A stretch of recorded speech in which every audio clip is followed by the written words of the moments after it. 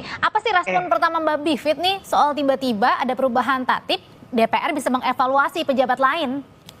Iya, DPR nih berarti salah paham ya. Jadi saya kira ada dua kemungkinan, entah mereka salah paham atau yang kedua memang culas. Saya harus bilang begitu karena saya tadi tertawa waktu mendengar pandangan Pak Palguna. Katanya silakan dijawab oleh mahasiswa semester 3. Karena memang betul, jadi gini salah pahamnya tuh di sini.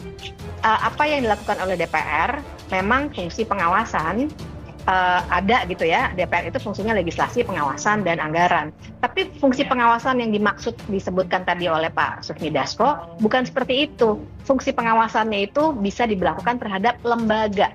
Nah, tapi yang paling mendasar dari itu semua, saya kira makanya Pak Palguna menjawab seperti itu adalah DPR harus paham bahwa ketika mereka memilih seorang hakim atau seorang anggota komisi, itu konsepnya bukan mereka menjadi wakilnya DPR. Itu bukan konsep pemberian mandat, tapi pemilihan. Jadi dalam konstitusi memang sudah ada pemisahan tuh. DPR itu memegang jabatannya sebagai wakil rakyat.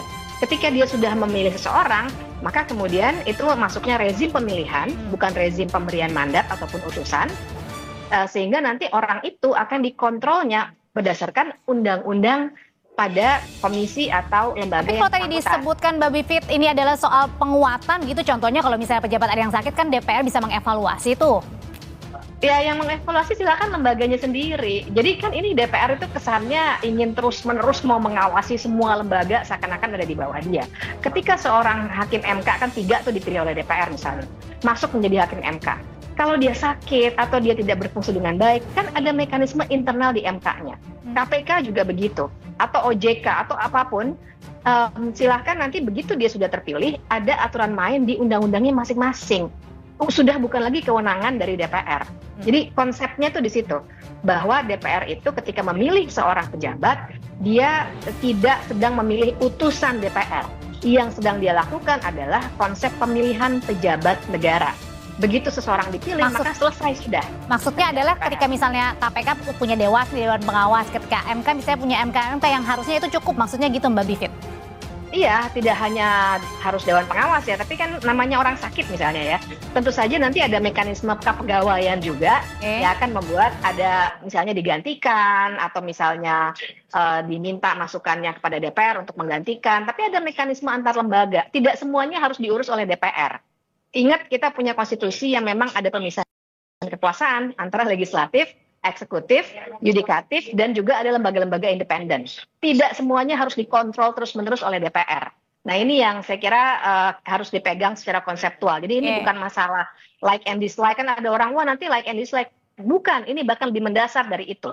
Tidak boleh DPR seakan-akan memilih utusannya DPR sehingga orang itu harus mengikuti apa saja kemauan DPR. Tapi masalahnya Mbak Bivit harus dilarang. Nah ini kan usulannya Senin nih, kemudian Selasa kemarin sudah disahkan di rapat paripurna, berarti tinggal ini dong, eksekusinya dong.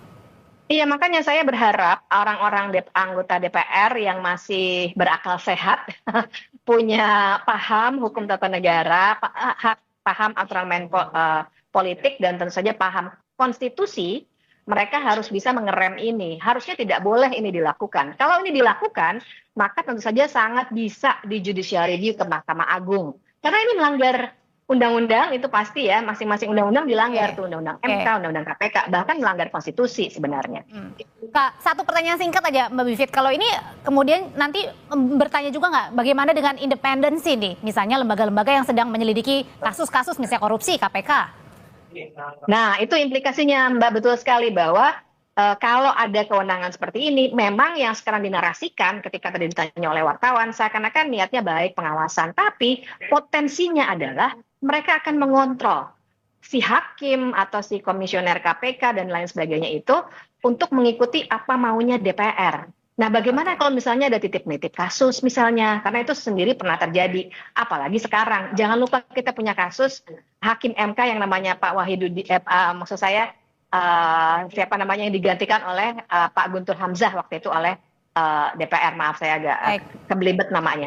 Misalnya itu contoh bagaimana DPR gusar karena ternyata hakimnya tidak mengikuti apa maunya DPR, maka langsung digantikan di tengah jalan. Nah itu sudah pernah terjadi. Nah yang sangat dikhawatirkan adalah kalau kemudian kemandirian kekuasaan kehakiman, MK, MA, dan yang lain-lainnya yang memang dipilih memang oleh DPR menurut undang-undang, Oke. itu juga akan tercemar karena model tata tertib yang seperti ini. Mbak Bivitri